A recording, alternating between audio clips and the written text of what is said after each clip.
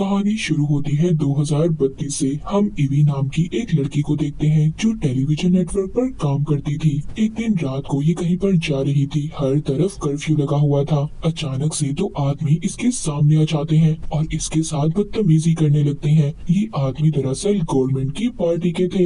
EV अब वहाँ पर बहुत चिल्लाती है और मदद के लिए बुला रही थी। तभी उधर एक आदमी आता है जिसने मास्क पहना हुआ था और सर पर हैट लिया हुआ था। इस मास्क की एक कहानी है, ये हमें आगे जाकर पता चलेगी। ये आदमी अपना नाम वी बताता है। वी यहाँ पर उन दो आदमियों को मार देता है। इस बात से एवी बहुत ज्यादा डर गई थी, लेकिन वी यहाँ पर बहुत ही प्यार से एवी से बात कर रहा था और उससे पूछता है, क्या तुम मेरे साथ मेरा शो देखने चलोगी? काफी ज्यादा सोचने के बाद एवी उसे चलने के लिए हाँ बोल देती है और ये दोनों एक बिल्डिंग की छत पर आ जाते हैं। ईवी उसे देखकर कोई जादूगर समझ रही थी। उससे पूछती है, तुम्हारी जादू दिखाने वाली चीजें कहाँ पर है? जिस पर वो उससे कहता है कि मैं तुम्हें आज कुछ नया दिखाने वाला हूँ। तभी इनके सामने एक बिल्डिंग धमाके से उड़ जाती है और वहाँ से थोड़ी देर बाद आतिशबाजी होने लगती है। वी ये सब देखकर बहुत खुश हो रहा था, मगर ईवी ये सब देखकर डर जाती है और वहाँ से चली जाती है।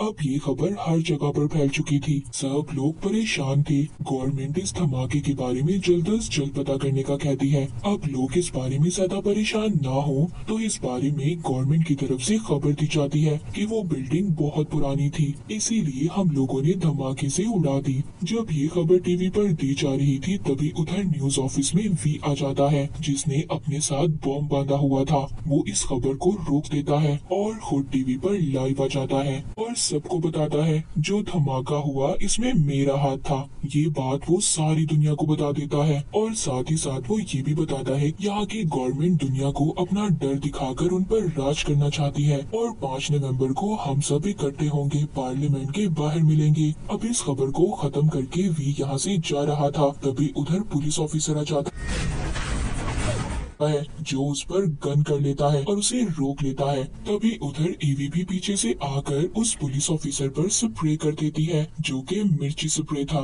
मगर ऑफिसर उसको गन मारकर बेहोश कर देता है। ईवी ने यहाँ पर ऐसा इसलिए किया था क्योंकि एक बार वी ने भी उसकी मदद की थी। अब ईवी तो उधर बेहोश हो गई थी। ये सारा कुछ रिकॉर्ड हो गया था, इसीलिए वी उसको उठाकर अपने घर ले जाता है। अब कुछ रिकॉर्ड होने की वजह से अब पुलिस ईवी को भी ढूंढने लगती है। उनको लग रहा था कि ये भी वी के साथ मिली हुई है। उधर घर में जब ईवी को होश आता है तो वो वी के घर पर थी। तभी वो उससे पूछती है कि मैं कहाँ पर हूँ, जिस पर वो उसको बताता है कि ये मेरा घर है। तभी वो यहाँ से जाने लगती है। वो कहता है, रुको, अगर तुम गई तो पुलिस तुम्हें पकड़ लेगी, क्योंकि पुलिस को अब तुम पर भी शक है कि तुम मेरे साथ मिली हुई हो। जिसके बाद वी एक घर में जाता है, जहाँ पर जाकर पहले वो कमांडर को मारता है और फिर फादर को। उसने इन दोनों को क्यों मारा था ये हमें आगे जाकर पता चलेगा। और उनको मारकर उनके पास एक गुलाब रख देता है। उधर ऑफिसर इन सब के बारे में पता करता है, मगर उसको कुछ नहीं मिलता। ऐसे ही बहुत दिन गुजर जाते हैं। ईवी अभी भी वी के घर पर ही रह रही थी। वो उसके साथ कभी कुछ गलत नहीं करता। वो उसके लिए खाना बनाता है, नाश्ता बनाता है और उसको काफी अच्छे तरीके से रख रहा था, मगर वो घर में भी मास्क पहनकर रहता था।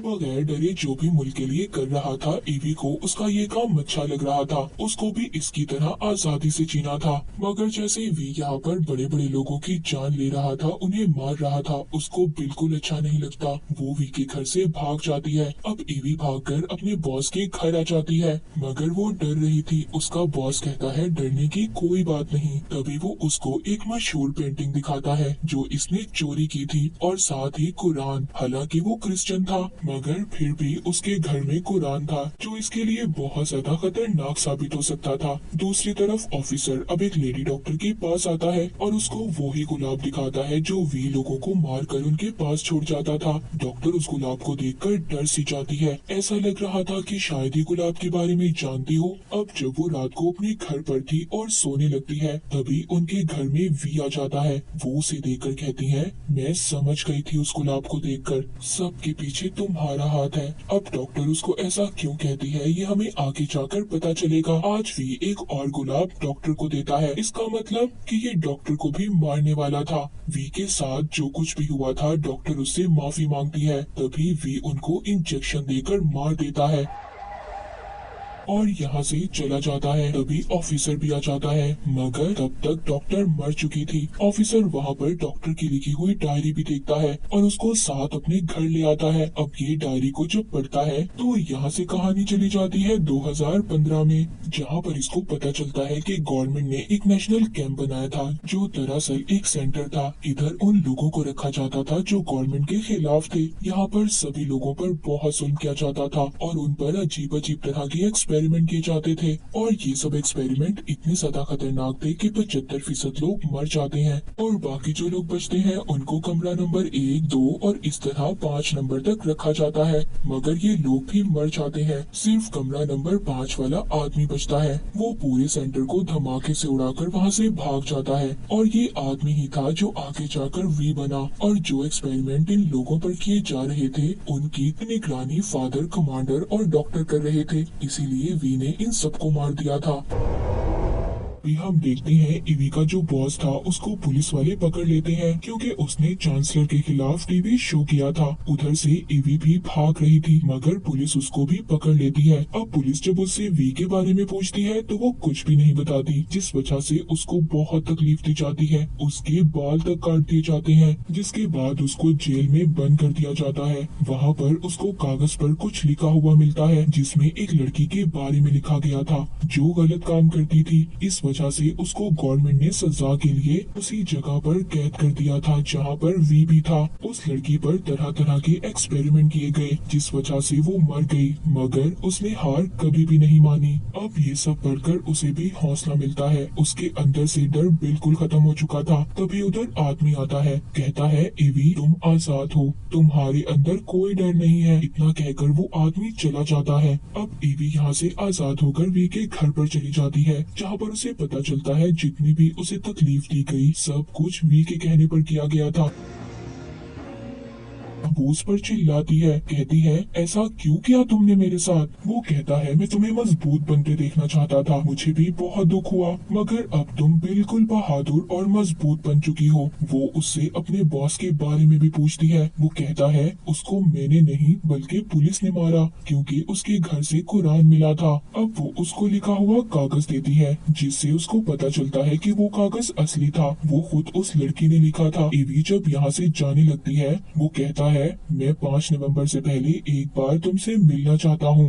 वो हाँ बोलकर चली जाती है। अब अगले दिन ऑफिसर को मेल आती है, उसको एक आदमी मिलने के लिए बुलाता है और ये आदमी कोई और नहीं बल्कि वी ही था, मगर यहाँ पर वो अपना नाम कुछ और बताता है। यहाँ पर भी हम उसका चेहरा साफ साफ नहीं देख पाते। ऑफिसर वी को नहीं पहचान पाता, मगर यहाँ पर वो अपने पास्ट यानी माजी के बारे में बताता है, कैसे गवर्नमेंट ने मिलकर सेंटर को बनाया जहाँ पर लोगों पर एक्सपेरिमेंट कर एक वायरस तैयार किया गया। इस वायरस को फैलाने के लिए 3 जगहों को चुना गया था।